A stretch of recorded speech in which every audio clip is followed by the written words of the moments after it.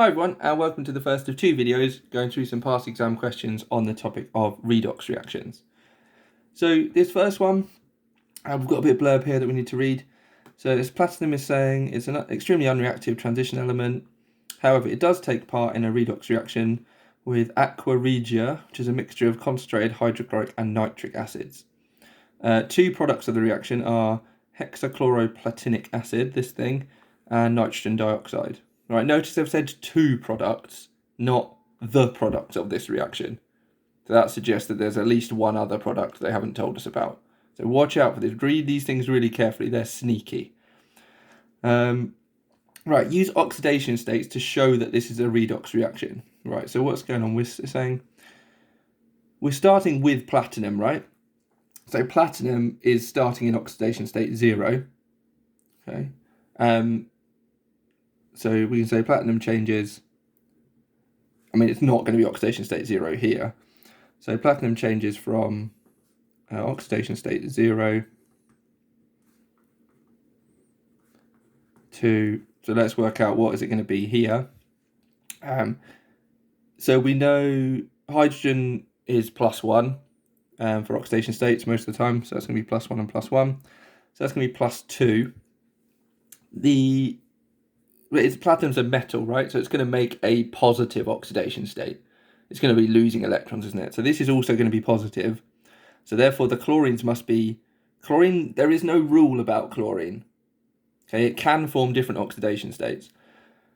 But the logic we're going to use here is that if platinum must be forming a positive oxidation state, because it's a metal, then chlorine must be in a negative oxidation state. And what's that? That's going to be -1, isn't it? That's what we'd expect chlorine to be most of the time. So we're going to assume that chlorine's -1 here, and so it's going to add up to -6 with the 6 chlorines. So therefore the platinum must be +4. Okay, so platinum changes from oxidation state 0 to +4. So platinum is oxidized.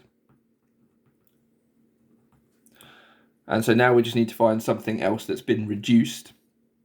So what is it reacting with? It's mixing with hydrochloric acid and nitric acid. So the hydrogen's not going to change from the HCl because that's be +1, +1. The chlorine's going to be -1, -1. Nitric acid, it's going to be the nitrogen that changes, right? Nitric acid here is HNO3, isn't it?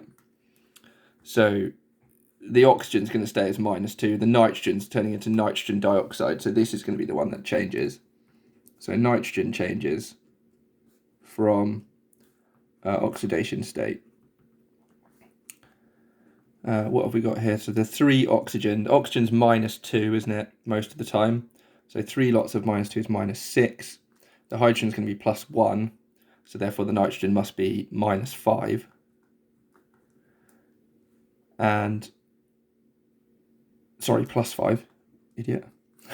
The nitrogen must be +5. The reason I was just stopped myself there. I was just about to say, well, the platinum has been oxidized, so it must be that the nitrogen is being reduced. If nitrogen was already in oxidation state -5, it's not likely to be reduced any more than that. So that is what showed me that I got it wrong. So it's oxidation state +5. And now it can be reduced from that. That makes more sense. What's it going to be here? The 2 oxygens are going to be -2 each. So the nitrogen's going to be +4. There we go. So it's gone from +5 to +4. So the nitrogen is reduced. So there we go.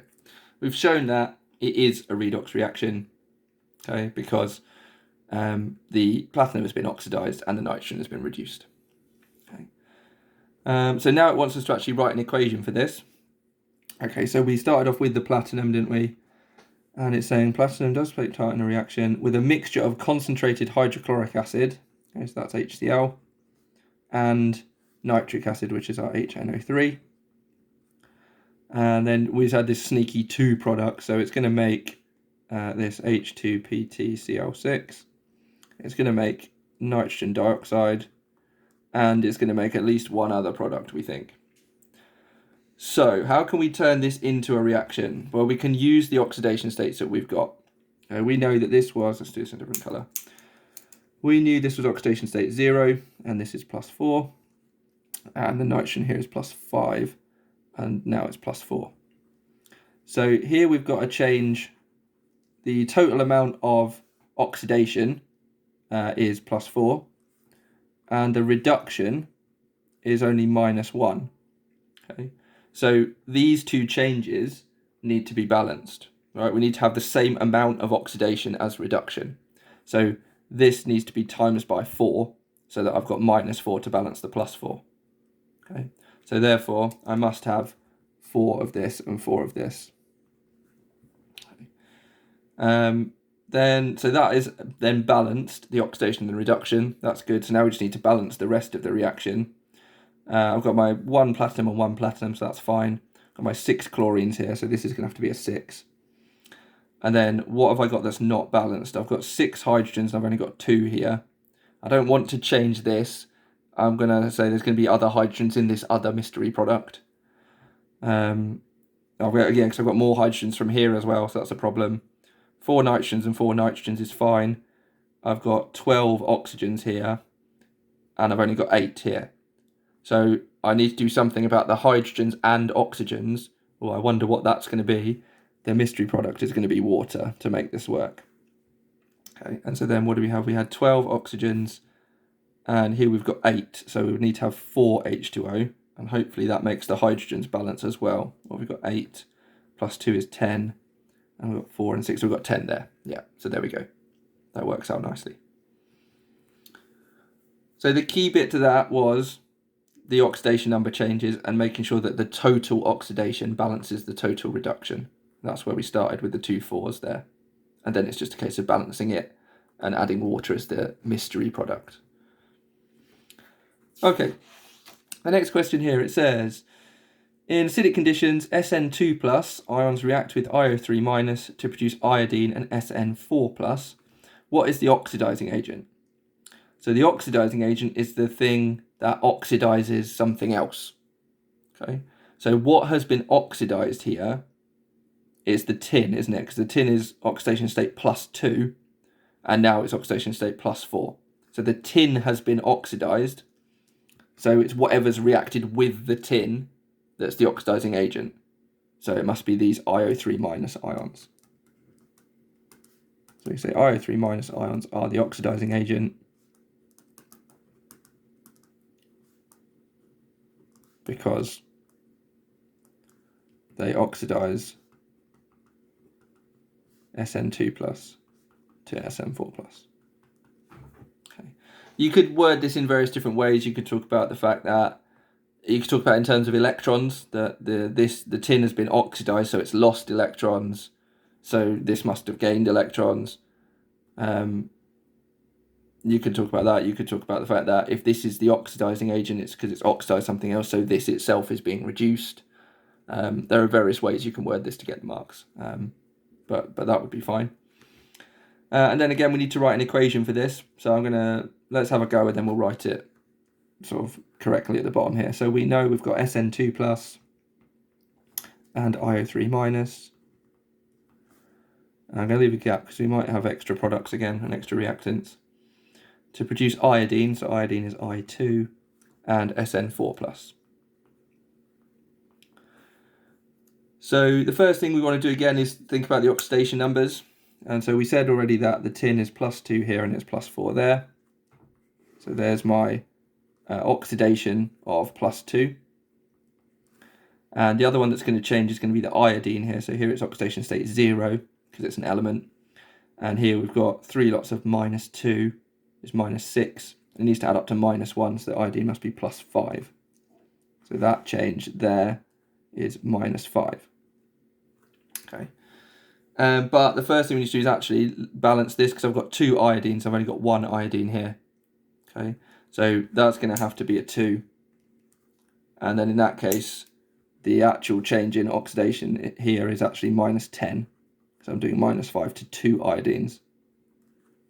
Okay. Then here we need to get the total amount of reduction to balance the total amount of oxidation. So we've got -10 here, we've only got +2 there. So this needs to be times by 5. Okay. So I must have 5 SN2+ and 5 SN4+, so that we've times that by 5. Okay. Right, then it's just a case of balancing everything else. The problem we've got here is all these extra oxygens. So I've got 6 oxygens here. So I can sort that out by adding 6 H2O at this side. And then I've introduced a whole bunch of extra hydrogens. So I'm now going to have to put, how many? 12 H plus ions on this side. Okay. Then finally, we want to check that the charges are balanced as well. So on this side, you can see I've got 5 lots of 4 plus. So I've got 20 plus as the charge on the right-hand side. And here I've got 10 plus and 2 minus, that's 8 plus, and 12 plus, that's 20 plus on that side. So I'm pretty sure I've got this right then. So then we can write this here as the actual answer.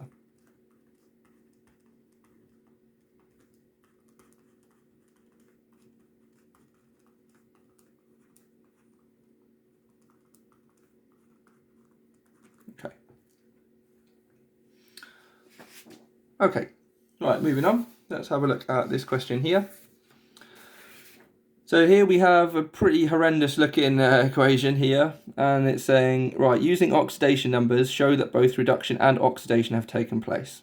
Okay, so we need to work out what's been oxidized and what has been reduced here.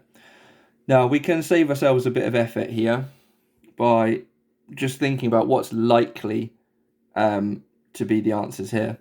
Okay, I think the likely thing is it's going to be the iron. Yeah, we can see this here. So this is iron sulfate, right? And this is also iron sulfate, but it's got a different formula. So the iron is definitely being oxidized or reduced here. So it's definitely one of those. So this is iron 2 sulfate, it tells us, right? So the iron must be in oxidation state +2 here. And then we can save ourselves a bit of time here, right? We don't need to worry about the sulfurs. And we know, don't we, that a sulfate ion has a charge of 2 minus. So we can think of the sulfate ion as having an oxidation number of -2, rather than having to work out the oxygens and the sulfurs. And so if I've got 3 of them, I've got -2, -2, -2 from my 3 sulfate ions. And I've got, so that's -6. And I've got 2 iron ions, so this must be +3 and +3. Okay. So we've gone from iron 2 sulfate to iron 3 sulfate. Okay, so that's one of them. Iron is oxidized from +2 to +3. And then we need to find something else that's being reduced. What is this likely to be? Let's look at the sulfate. Sulfur is one that often changes its oxidation state. But I've got SO4, so that's the sulfate ion, SO4 2 minus. So is that. So is that. So is that. So is that. We've just got SO4s everywhere. So that's not that that's changing. Hydrogen's going to be +1 everywhere. Sodium is a group 1 metal. That's always going to be +1. It's going to be the chromium, right? The one that's changing.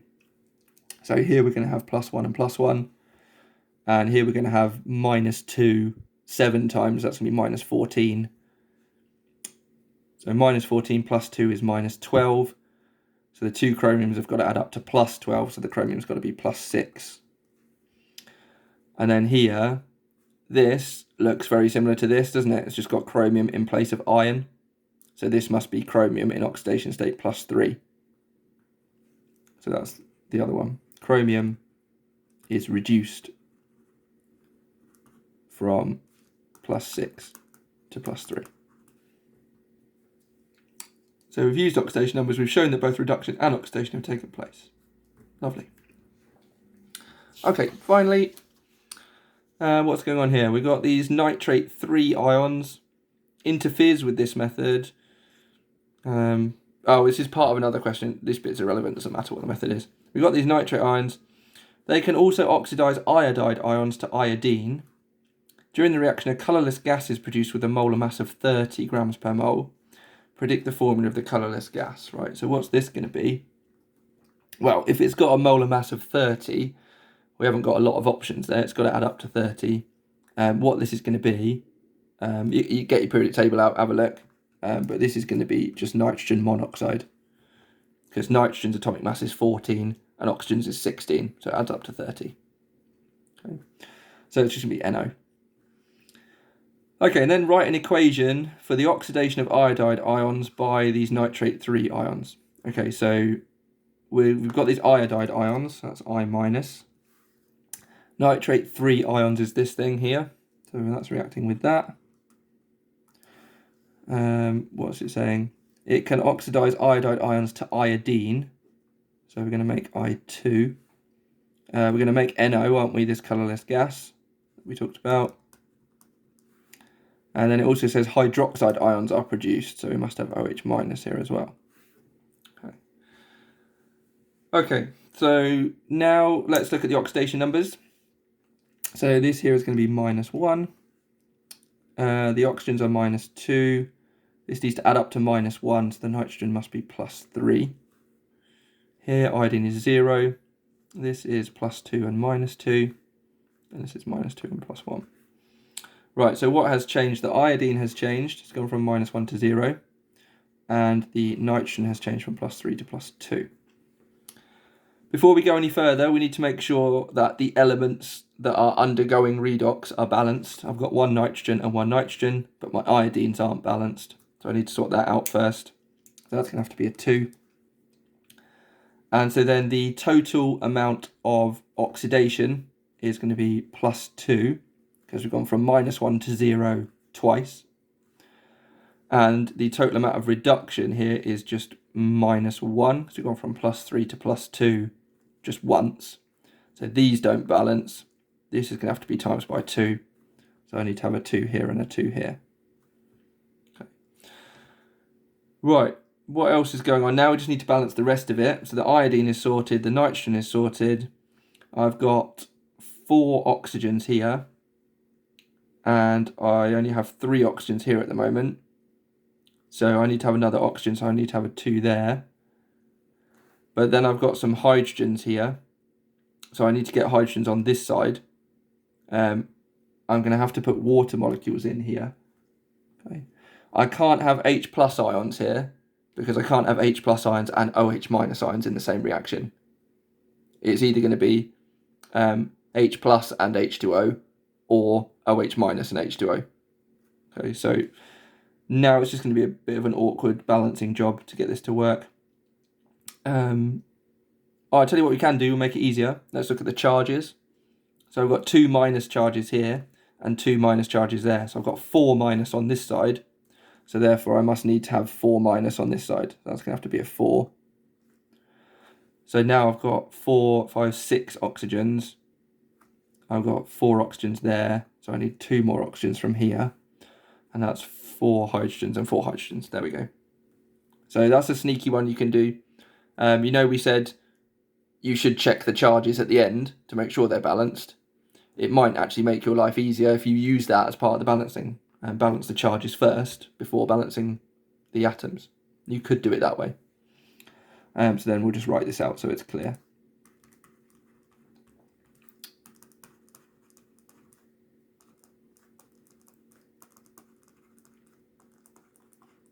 Okay, you do find that usually these redox reactions look kind of horrendous.